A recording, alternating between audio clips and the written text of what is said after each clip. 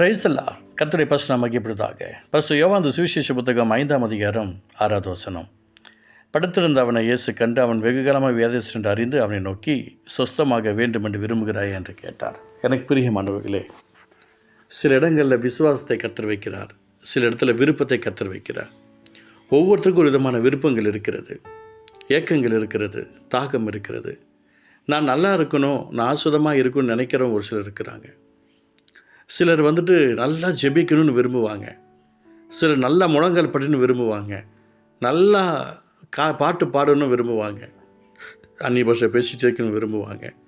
எதுவுமே நடக்காது. ஆனால் அதே நபர் வேறு யார்கிட்டே பேசணும் வரணும் போன்னு சொன்னால் உடனே அது சக்ஸஸாக நடந்துடும். நம்முடைய விருப்பம் தேவனுடைய சித்தமாக இருக்குது என்று சொன்னால் கண்டிப்பாக அதில் சில காரியங்களை கஷ்டத்தை அனுபவிக்கிறது தான் இருக்கிறது. எனக்கு பிரியமானவர்களே, உங்களுக்கு இயேசுவின் நாமத்தில் நான் சொல்லுகிறேன், ரொம்ப கவனமாக இருக்க வேண்டும். சில நபர்களுடைய லைஃப்பில் அந்த விருப்பங்கள் சாதனமாக இருக்கிறது, சிலருக்கு ஆசீர்வாதமாக இருக்கிறது. நான் உங்களுக்கு சொல்கிறேன், இயேசுவின் நாமத்தினால சுஸ்தமாக வேண்டும் விரும்புகிறாயா என்று கேட்குறார்.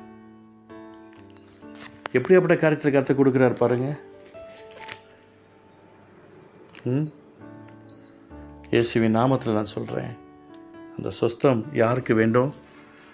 நமக்கு வேண்டும். எதுக்கு வேண்டும்? அவருடைய நாமத்திற்காக வேண்டும். சிலருடைய லைஃப்பில் எனக்கு ஒரு அற்புதம் நடக்கணும், அதிசயம் நடக்கணும்னு மண்டாடிக்கிட்டு இருப்பாங்க. எனக்காக உபவாசம் பண்ணுன்னு சொல்லுவாங்க, எனக்காக ஜெபிங்கன்னு சொல்லுவாங்க. என் அன்பு சகோதரனே, சகோதரியே, இந்த இடத்துல ஏசப்பாவே தேடி வருகிறார். எப்படி வர்றார் பாருங்க. ஒரே இடத்துல அந்த மனுஷன் இருக்கிறார். ஒரே சபையில் ஒருத்தர் நினைச்சிட்டு இருக்கிறாங்க அப்படின்னா அதை கர்த்தர் பார்த்து அவருடைய வாழ்க்கையில் ஒரு அற்புதம் செய்ய வல்லவராக இருக்கிறார். சுஸ்தமாக வேண்டும் என்று விரும்புகிறாயா? 38 வருஷம் வியாதி, அதுவும் படுத்திருந்த அவனை இயேசு கண்டு வெகு காலமையாய் வியாதியஸ்தன் அறிந்து அவன் நோக்கி பேசுகிறார். சுஸ்தமாக வேண்டும் என்று விரும்புகிறாயா? ஜெபிக்கிற எத்தனையோ பேருக்கு கர்த்தர் பேசுறதில்லைங்க. ஊழியம் செய்கிறவங்ககிட்ட எத்தனையோ பேர்கிட்ட கர்த்தர் பேசலை, கர்த்தர் பேசுகிறேன்னு சொல்கிறாங்க.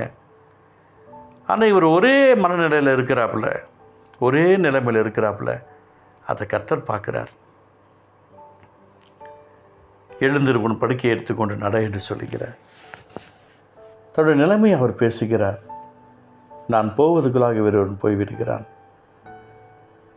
எனக்கு பிரியமானவர்களே, நம்முடைய நிலைமை அற்புதம் நடக்குது, அதிசயம் நடக்குது, அதெல்லாம் செகண்டரி.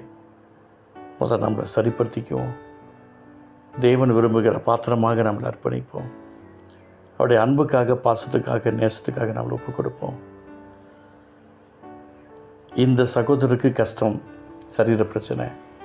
ஒருவேளை நீங்கள் கேட்டுக்கிற உங்களுக்கு மனசில் பிரச்சனையா, பண பிரச்சனையா, பொருளாதார பிரச்சனையா, படிப்பில் பிரச்சனையா, பரிசுத்தத்தில் பிரச்சனையா, நீங்கள் எதுனாலும் பரவாயில்லைங்க.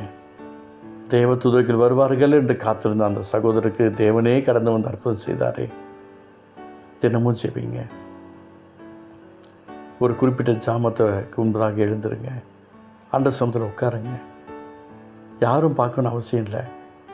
நீங்கள் உண்மையாக உத்தமமாக இருக்க திடீரென்று ஒரு நாள் வந்து ஆண்டவர் அற்புதம் செய்வார்.